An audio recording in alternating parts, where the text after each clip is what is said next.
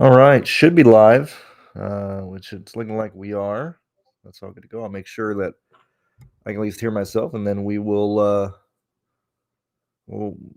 talk about the Truck Series at Milwaukee. Waiting for scoring, waiting for the sound to come through. Eventually, right? We're gonna get there.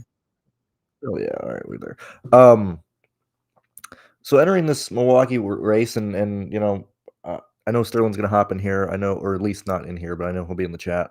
We'll talk about Daytona a bit after we get through the Milwaukee kind of talk and everything. So what I wanted to do, mainly because I don't really feel like playing um, Crafton, not Crafton. I really don't feel like playing Majeski, Enfinger, and Eckes again together for like the 18th race in a row.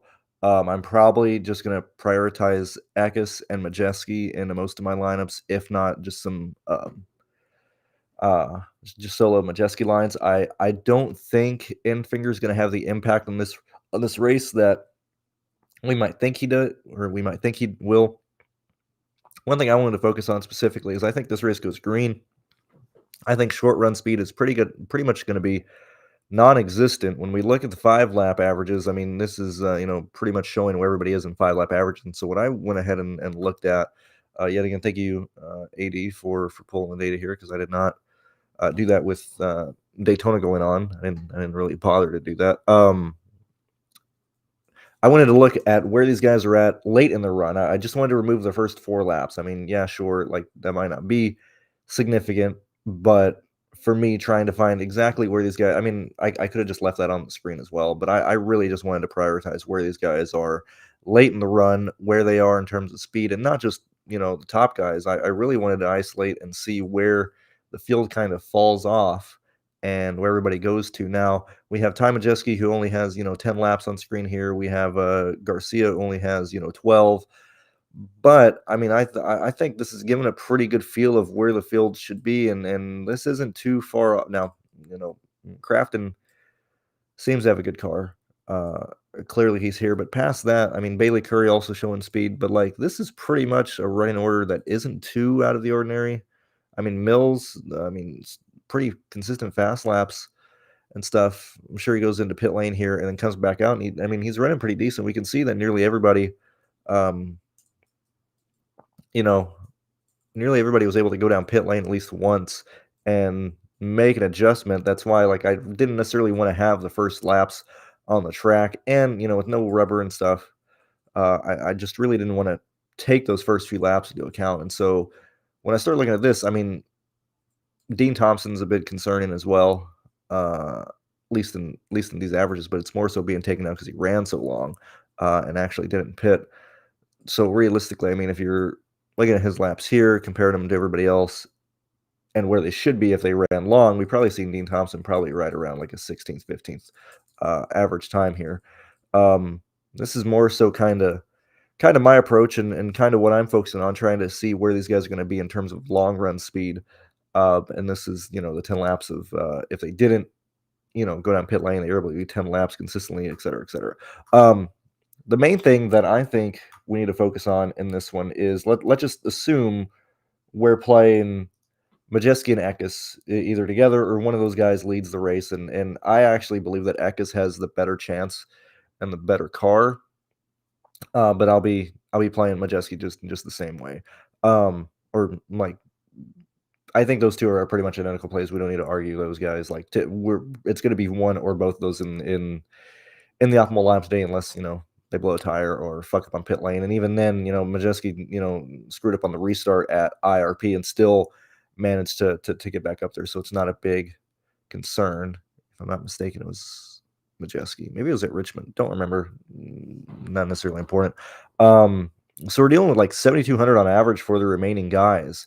And if we're paying up And yet again, this race is 175 laps, 25 less than the normal short tracks that we're running for the Truck Series. However, I mean, Milwaukee, sure, whatever. It's going to race more so. I mean, this is going to be a long, long race. I mean, 175. This is easily an hour and 45, 2-hour race here, for the trucks here, and so it's not. It's certainly not going to be a short, fast race or anything like that. Um, and when we're looking at where we're really going to go, if we're going Majeski and Eckes, like if those are the two favorites, when we're not playing Tanner Gray, we're not playing Nick, we're not possibly.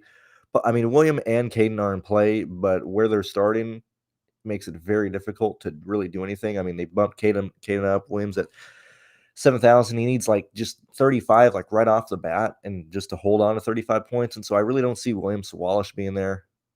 Probably not playing Raja, not playing Ankrum, because we're paying up for two 10K guys, basically. Like the 9K range is pretty hard to get to. And so when we're looking at what is going to make and break this slate, it's going to be the people starting from really, I mean, not including Lane because he's 87, but it's really going to be on these guys here from 17. Let me make sure I'm sharing my screen. Yeah. From Matt Mills to Connor Jones. Okay. When we're looking at the builds, Matt Mills at 63, Connor Jones 65, Jack Wood 6,000. Marco is not going to be in play at all. I mean, I don't even know what Marco was even doing half the time. In Arco, when he's like 7 laps down, when he races trucks, he's like just the worst. I have no idea what Marco was doing. So I'm not going to be on Andretti at 66, but Garcia. Matt Mills, Garcia, Jack Wood, and Connor Jones are going to dictate what happens in this race and what happens in the optimal lineups, because the 6K range is pretty much the needed area today. Whether you're trying to get up and pay up for Stuart Friesen at 79, you're going to need a 6K guy to get there. Whether you want to get to Ben Rhodes, whether you want to, like, I mean, wherever you're going, it's going to be the 6K range, and I would prioritize them over punting in the 5K, because I don't think these guys are going to have much to stand on. When we look at where those guys are at in terms of like the speed, like these guys are super duper slow. And so, I mean, maybe Thad Moffitt if we need to get there, maybe Spencer Boyd at 49 if you need to be at min salary. But I feel like I'd rather just play Jack Wood and Connor Jones over Holmes and Hill if I can, and salary shouldn't necessarily be an issue in that range. So I'm probably not going to be on the 5K guys at all today. I mean, like I said, maybe like 1 or 2 lines in the 4 or 5, like if I'm really, really tight on cash. But I think it's going to be the 6K range, and I think there's a real chance that between Jack Wood, Connor Jones, Matt Mills, and what was the other guy? Am I just blind? Oh, and Garcia. I think 2 of these guys are going to be optimal today. And kind of working back, or at least trying to figure out where it's going to be. If you potentially have Majeski and Eckes being optimal, 2 of these guys, the rest of the slate and the rest of your lineup is just figuring out who are the last 2 guys to get in. It's most likely going to be people fighting in the high 7s, possibly Stuart Friesen. I mean, I think Friesen has a real chance of being optimal. Chase Purdy as well. I mean, I think you could make some killer lineups. 1, 2, 3, 4, 5, 6. We need, what else? Chase Purdy. Oh yeah, Dean Thompson's in there. Stuart Friesen. I mean, shoot, honestly, just doing 1v1s and covering this player pool to me makes a lot of sense. Like Garcia's starting 21st, Dean Thompson's 22nd. I mean, these guys are in fast cars. They can very easily get a top 15. And actually, I mean, Purdy and Dean should be like, top 12 finishers anyway. Like that's where their equipment is. So that's personally what I'm going to try and figure out and do a lot of 1v1s on there. I mean, it's a Sunday Truck Series race in Milwaukee after last night. I'm going to be honest, I have very little interest. I probably won't even watch this race until like fucking Tuesday. But that's where I'm at. If you guys have any questions or if you want me to look at anything specifically, we could certainly look at them. I guess, Sterling's in here. And look, I mean, we all I mean, when we do this, I mean, we've all won, like 25. We've all lost 25 on last laps. We all have gigantic swings. Like that's not like that's nothing new. But last night was like hitting a fucking brick wall, man. That is probably I mean, that is the biggest swing I've ever had. Uh, on the last lap, I know exactly what caused it in real time between Retzloff losing a few positions coming to the checkered. Um, for those of you that aren't aware, uh, following the Barry flip, I was soloing nearly every contest, which is fine, whatever. Entering green white checkered at Daytona, been there, done that. Literally, the 2022 summer race, same thing. Entering the last run, winning the contests. We've been there before. That's nothing new. I mean, hell, even the GPP that I won this year at Talladega, I was winning entering that green white checkered. So that's nothing new.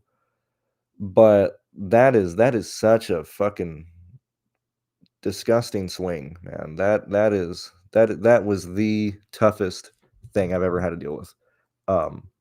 Doing this. That was brutal. And the reason Sterling's a part of this is because I'm winning entering the green white checkered. Once they take the green and coming to the white, Sterling's in first and third Sterling's first in the 15. I'm second. Sterling then has another lineup in third, taking the white, coming across the line. Everything happens. And I mean, even for me, like, I mean, I had like 15 of my 20 cash. Like, I mean, I made money. It's one of those that's like just exactly how plate races go for me. Like, it's guaranteed money, right? Like, in the range of outcomes. Well, when I mentioned of entering weeks of like, why is it like 25%, like a true wash makes nothing, huge gap of like 33% of up or minus 20% on the weekend, and then everything else is profit. That's how it is. With my hit rate in those contests. But last, like, that just fucking blows, man. I did everything right and they indicted me. Just so close. We'll try it again at Talladega when we got 3 races, Xfinity Truck and Cup at Talladega. I'll be in Atlanta in 2 weeks, so we'll see what happens there. But that is a brutal, brutal swing for myself, for Sterling. What a horrific end of that Cup race. That is so brutal. Yet again, man, just fucking finished like fucking 30th again in the main GPP at this. I mean, this is that's where did I even where did I end up finishing? Not even 30th, fucking 23rd, man. Oh my lord. No, it's Crumhorn. Let me look. Let me see. Where are we at? Oh, that is on the next page. Where did we finish? Yeah, 31st in the main 15. Oh man, I mean, I'm tilted. Dude, I'm so pissed. I am so mad. I am so pissed. This was a huge change coming. I mean, oh man, dude, I am so pissed off. I am so pissed off. I didn't even see where you're at, Sterling. No offense. Real life. Damn it, you're 6. That sucks. Oh my god, man. Jesus Christ. That sucks. What a brutal fucking end of that race. What a fucking brutal win. Could be selfish too. I mean, there's idiots out there, that are like, I played Michael McDowell from the pole. What do you mean I lost money at Daytona? Like, they just have no fucking clue. Like, they're just fucking low IQ worm eaters, right? Like, they have no idea how to approach jack shit, and they're probably just as mad. But man, what a brutal end. What a brutal end, man. That sucks. I am so tilted. So tilted. Just took everything from all the just withdrew. I just took everything. I basically just quit DFS today. I was like, I got my F1 lineups in, got a few truck series reserved. We're not fucking with DFS until next week for NASCAR. I'm taking like a fucking 5-day break, dude. I am so tilted, man. It is so brutal. Anyway, looking back at moving back to um this truck race, I think that's why I was just so straightforward. That's literally how I'm approaching it. I mean, I think Jack Wood, Dean Thompson, Stuart Freeze, and Connor Jones. Like, I mean, this is where this contest will be decided. It's just going to be on what 6K guy moves up. And I have them pretty much all projected for around the same points too. Like Matt Mills versus Connor Jones isn't that different? Because Matt Mills can realistically finish 11th. Connor Jones is guaranteed like 18th, 19th. That scoring's pretty close. It's just going to come down to whatever happens there. Let's see. I'm probably not going to get to Carroll. Maybe. I don't think I do. Let me see. What kind of lineups are we? Kind of lineups are we looking at if we're paying down, man? Let me see. Because I'm probably. Do I need Carroll 22 points on the last one's probably going to finish like 23rd? I just don't think you need to play a 4K guy today, and even low 5K. I just don't think you need it. Yeah, Nemechek losing those spots. That's insane, man. That's insane. I can't believe it. I cannot believe it. Man, I threw a fucking remote so hard through the fucking wall last night. I thought I was gonna kill my neighbor. I thought I was gonna go through and kill like 7 neighbors, man. Luckily, I got a spare. I got 2 TVs here, and I got my spare remote, so that one was sacrificed to the fucking wall. It was bad, man. I don't know. I'm still like right here. Like I haven't just been floored like that in my entire time. I mean that's like losing. What is it like the true big swing that and this isn't like, oh, it's NASCAR. I mean, this is losing GPP on like the last play of a football game, or somebody takes a fucking QB kneel and like you lose it at the end. Like that's brutal, and man, dude, I am fucking so distraught. It's wild. I am so pissed off at that. Let's see. Yeah, yeah. Oh, you took 4th? Good. I'm happy for you, BB. Also, like like dude, I'm gonna say it, man. I don't really talk shit anymore, but there's nobody else breaking down the fucking plate races like I am publicly, like on out here and stuff. The volatility going up, these talentless idiots who just don't have skill. Like my videos for that stuff is the best out there. I that I think that's another reason why I'm so pissed off of like being so close. So because at least for the plate races, I listen to so many other. I listen to all the content to try and figure out where people are going to go, and that stuff just isn't even palatable. I hate the way people cover the fucking plate races. I think it's one of the. Well, I can't even think of the word. I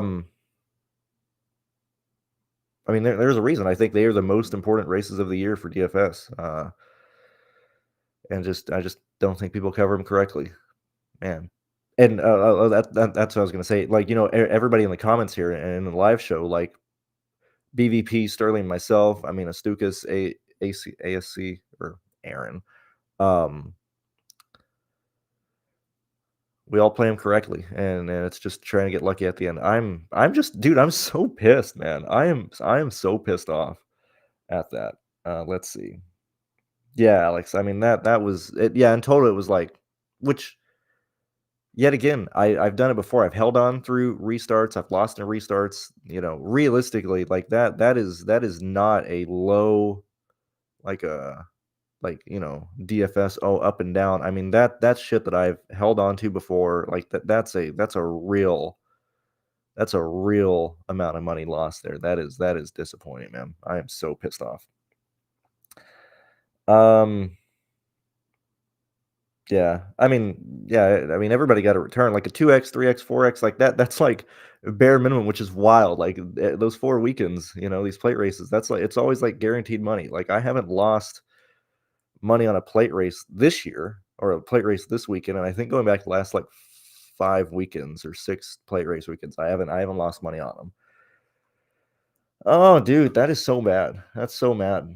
And I don't want this just be a rant video. Um, we can totally go back to talking trucks. I guess if you guys do want to talk trucks, feel free to drop whatever you want to ask in the comments. I won't shit on any stupid question or whatever at all. Why I say that, I got a cruise story for you. So very similar to how angry I was last night. So I've been driving since I've had a driver's license since I was like 13 here in Texas. If you don't have a way to get to school, like if your parents work or whatever, um, because this is a hillbilly, not hillbilly, cowboy state. You got a lot of ranch rules out there, a lot of ranch laws from like the 1920s. Um, you can get a driver's license early if you don't have an adult family member available to take you to school. And at the time, I was going to, my mom was working her job. Sometimes she's on graveyards and whatnot. Um, working a federal gig or job.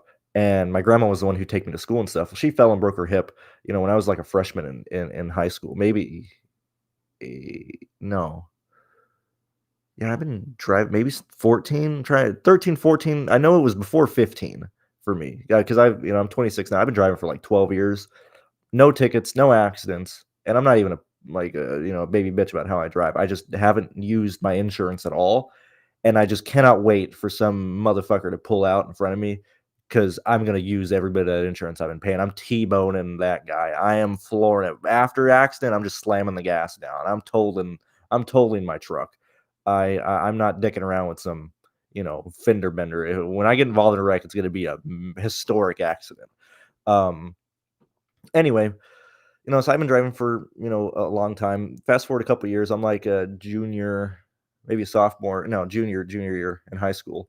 And I'm driving my Jeep around, back into school and stuff. And the Jeep we got was off a salvage title because that Jeep was T-boned, and then my mom got it and stuff, and that was the one I was driving around. Well, when it was wrecked, I guess the drive line, was slightly bent in some form or fashion. And just they didn't, when it was repaired, I guess it wasn't noticed. We certainly didn't notice it because it was 2001 Jeep wrecked in like '05 or something. Is like 2014 or something. Anyway, um, so it had been giving me issues for like, a week and a half. I didn't know what was going on with it. Um, I was like, man, this thing is just riding weird. I gotta, I gotta take it in. I gotta look at it or something. And then, one day it was getting like really bad. I was leaving school and I was like, yeah, you know what? I'm gonna get under this thing and look at it and try and figure out what's wrong with this vehicle when I get home from school this day. And I'm driving back, and from my house to where I was going to school was like an hour drive. Like I would drive, I guess close to like 45 minutes, like to and from school every day. It was like an hour and a half commute, both ways every day. And I mean, it's just sounding like it is riding rough. And it's something's wrong with this thing. So I pull into a parking lot, and I think it's the motor, right? Like I'm like something's going on. I didn't even think about checking like the transmission or anything.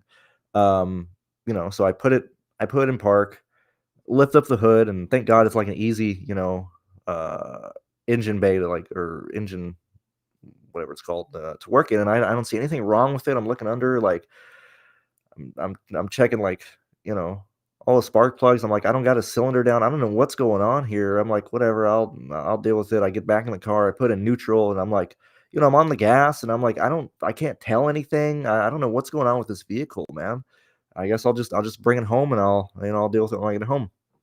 So I pull back out on the highway and I'm doing like maybe like 55, 60 in this Jeep. But I mean, if you have a Jeep or like especially like a Jeep before Fiat took over, I mean, well, the Challenger-esque ride a Jeep is going like 55, 60, 65, even before the death rattle and stuff. It just, it's like you're losing, side panels and shit. and I'm rolling, and I hear like this big clunk, like right under, like right by my leg. And I get off the gas, and I'm like, wow, that was really weird. I don't know what that was. And I get back on the gas because I'm like, okay, nothing happened. I guess I'm gonna. And as soon as I get back on the gas, I blew the transmission out of it. I blew the bell housing. I blew shit all over the highway. Completely blew the bell housing apart. The chain is like rattling on the ground. The drive shaft is disconnected. I have blown this fucker to hell. Um, and I mean, there's aluminum pieces all over the highway. I got a snail trail, from where I blew it up to where I ended up parking, which is right by this. Uh, it was a porno shop. That was like the first parking lot I was able to coast to was like the adult video store out in the boonies, right? Luckily, easy for the record guy to figure it out because I'm sure he frequents this place a lot. But I'm like parked right under the adult video sign, and I get out, and I mean, I just see, the shit all over the road, the snail trail I have, and I look under, and I just see this whole thing blown up. And when I say I was literally hopping mad, that is the only time in my life, and I think I've told this story before. I was literally jumping up and down. I was so pissed off and angry. I was so pissed off. I just blew that transmission, and I'm like, I was so fucking pissed off. And last night was the first time I felt that type of anger since that like 12 years ago when I blew that transmission on the side of the road. Um, I was so pissed off last night, and I was so pissed off then. I wish I had the CCTV from that adult video store in the parking lot because it's just me snail trailing into the parking lot, and this like 15, 16-year-old kid jumping up and down in his school uniform that he has just blown this transmission apart. That is one thing I wish I had a recording of because that has to be one of the funniest looking things they've ever seen. I hope somebody saw that on the security camera. Um, let's see what else. What else? Oh, that's good. I always respect Pinnell. He's a good guy, and he almost always says kind words about me on plate race weekends. So that was nice. Um, who is speed? Who is speed? Who is speed? Let's see. Like I said, I went ahead and removed the early laps because I don't believe that this race is going to be decided on a late race restart, and at that point these laps from early practice is going to be irrelevant. But I mean, when I'm looking at people who have speed, I mean, Crafton yet again. This is only taken 14 laps in. Crafton, I mean, Majeski hasn't ran a lot here, but this is, there's 5th, 6th, 7th, 8th, 9th, 10th, 11th lap in practice. I removed the first 4, but still, I mean, these are the guys who have the speed. The Matt Mills stuff, I mean, yes, he made changes and stuff, but this is why, like, Matt Mills is going to be in contention, competing directly against Connor Jones for the value. I mean, those 4 6K guys that I mentioned, I think you'll see the optimal have 2 of them for sure, and it's just going to be whoever can score the most points. I mean, obviously, duh, that's what it always comes down to. But it's going to be it's going to be 2 of those 4 guys getting in there. So like I think Matt Mills is a great play in the value range. Connor Jones clearly, Chase Purdy, Jack Wood. I mean, with where he's starting, I mean he's 22nd on average here. Jack Wood is starting 25th. I mean, realistically, Jack Wood should finish like 18th, 17th, 16th, somewhere around there. Like Jack Wood, like it's. I think the main takeaway from this is who like doesn't have speed or who we won't play and stuff. But yet again, this is Caden because he runs long. That's why he's down here. But at his price tag, we're probably not playing him starting up front. And we're identifying the truly like slow guys here. Like the backmarker teams have no chance at really gaining anything. So that's kind of where we're at, JJT. Let's see. I think I do believe that is it. I don't think I can really mention anything else for the Truck Series at Milwaukee that hasn't already been stated or looked at, or et cetera, et cetera. So I will go ahead and end this, guys. I will see you guys in a preview. Where are we at? Darlington next week. I'll do my preview videos probably on Wednesday. Videos, like I still do multiple videos. I'll do my preview video probably Wednesday or something. And past that, I'll see you guys next week. Best of luck in this Milwaukee race, and enjoy the rest of your Sunday. I will see you guys later. Bye bye.